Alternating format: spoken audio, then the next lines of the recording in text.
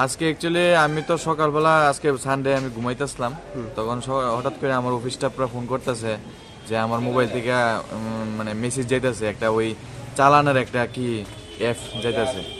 তো আমি তো এটা 1 মাস আগে আমার মোবাইলে আইসলো কোনো একটা মোবাইল নাম্বার থেকে।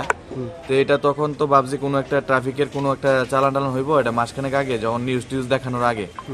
তো এটা তখন আমি ওপেন করছিলাম, কিন্তু ঘটনা হয়েছে এটার মধ্যে কোনো ডাটা কিছু দিছিলাম না।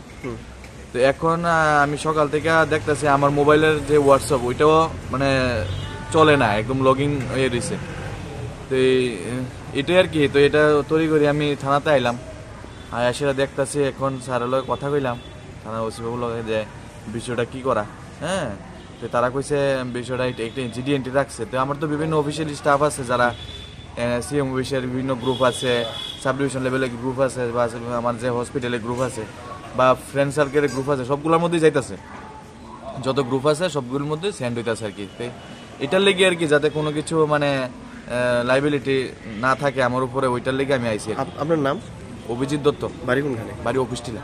আচ্ছা, আপনার যে হ্যাক হয়েছে এটা কি কোনো কল টল আসছিল বা এমন কিছু, না হোয়াটসঅ্যাপে আছে? হোয়াটসঅ্যাপে আসলো। হোয়াটসঅ্যাপে আছে। হ্যাঁ, হোয়াটসঅ্যাপে আপনি আসলো। কোন দপ্তরে কাজ হ্যাঁ। করেন? কোন অফিসে কাজ করেন? আমি তো হসপিটালে কাজ করি। কোন হসপিটালে? আমি এখন সোনামুড়াতে আছি।